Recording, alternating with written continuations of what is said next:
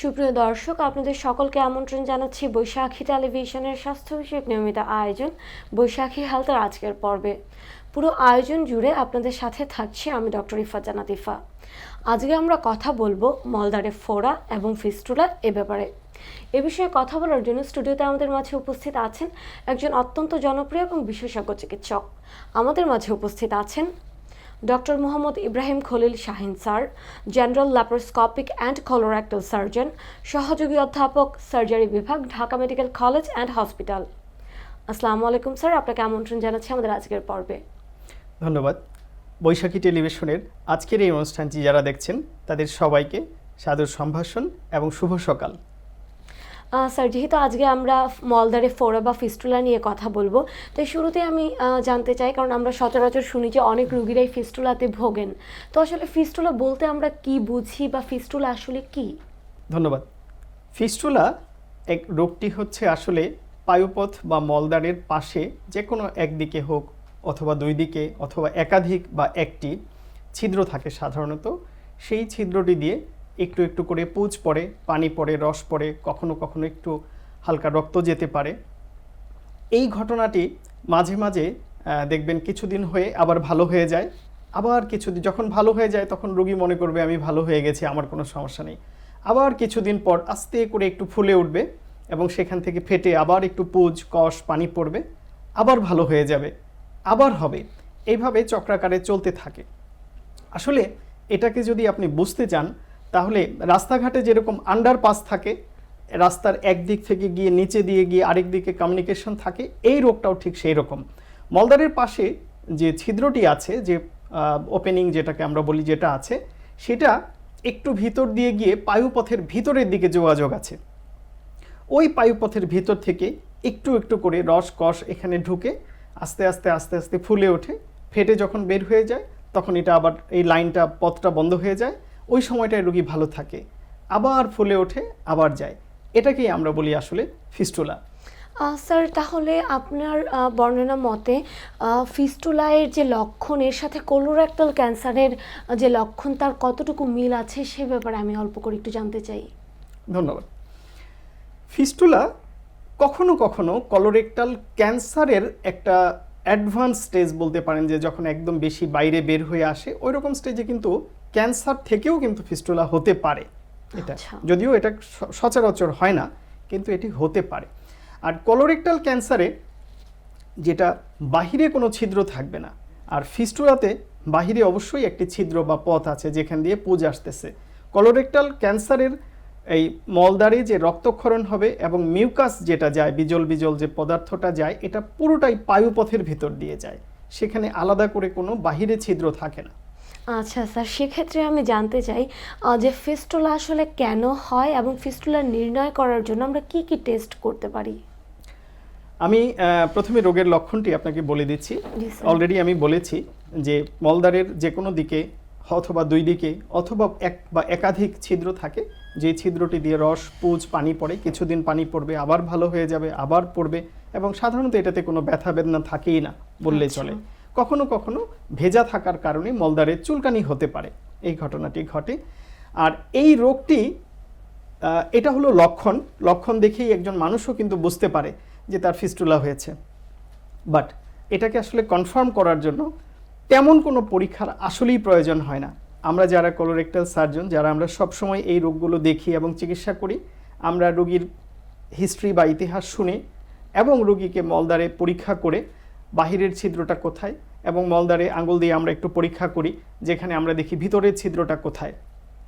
এবং প্রক্টোস্কোপি নামক একটি যন্ত্র আছে আমাদের, এটা আমরা চেম্বারে বেড সাইডেই কিন্তু করে ফেলি।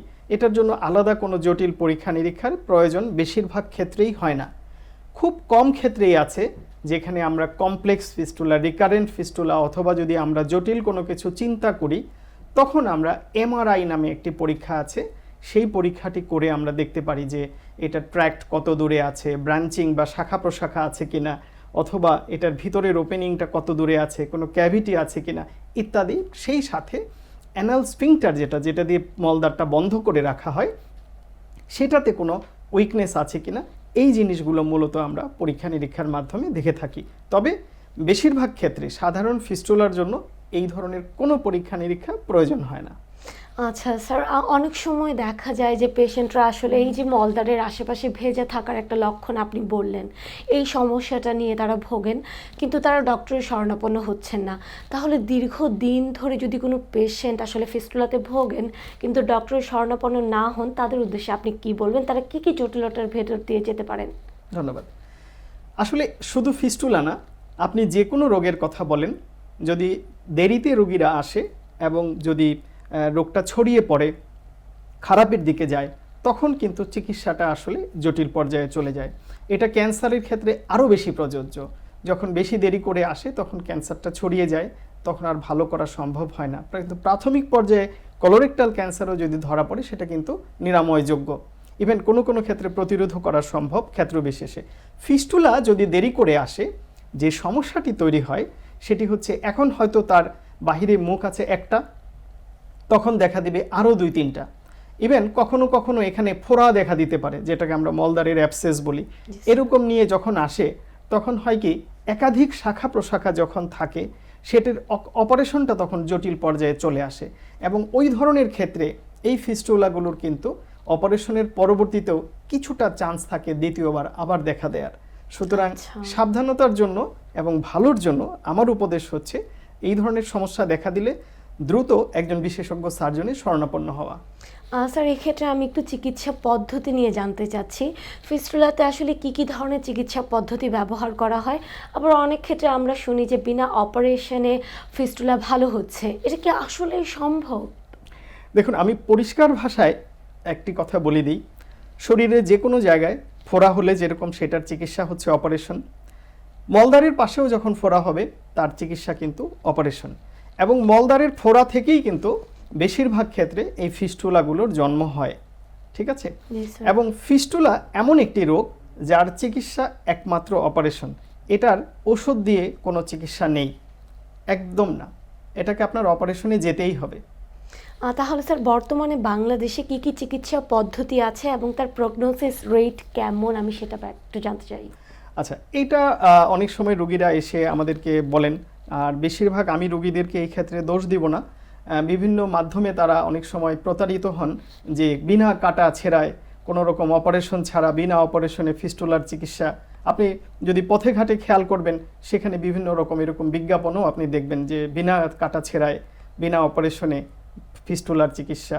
আসলে ফিস্টুলা এমন একটি রোগ যেটাকে আপনার চিকিৎসার যে পদ্ধতিগুলো আছে, এটার মধ্যে বিভিন্ন পদ্ধতির কথা উল্লেখ আছে।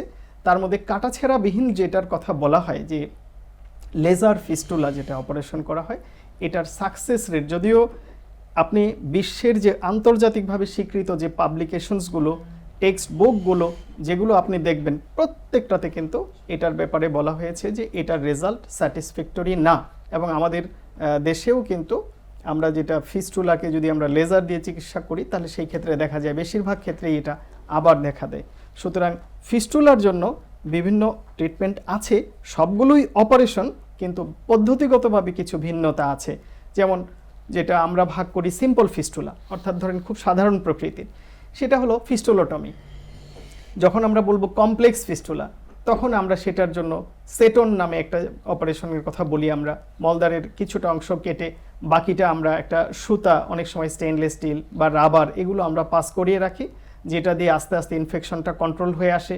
অনেক সময় এটাকে টাইট করে দিলে ধীরে ধীরে ধীরে ধীরে এটা কেটে আসে, যাতে করে মলদ্বারের যে স্ফিংটার যেটাকে আমরা বলি, পায়খানাটা কন্ট্রোল করার যে জিনিসটা, সেটা যদি একবারে কেটে দেওয়া হয় তাহলে কিন্তু রোগী মল ধরে রাখতে পারবে না। ইনকন্টিনেন্স ডাক্তারি ভাষায় যেটাকে বলে সেটা দেখা দিবে। কিন্তু ওইটা অ্যাভয়েড করার জন্য আমরা অনেক সময় এগুলাকে স্টেজেড প্রসিডিউর করি। আজকে করলাম, 1 মাস পর আবার করলাম, আবার 3 বা 4 সপ্তাহ পরে আবার করলাম, এরকম স্টেজেড প্রসিডিউর কারো কারো ক্ষেত্রে, সবার ক্ষেত্রে না, এটা প্রয়োজন হতে পারে। কিন্তু সেটাও এক ধরনের অপারেশন।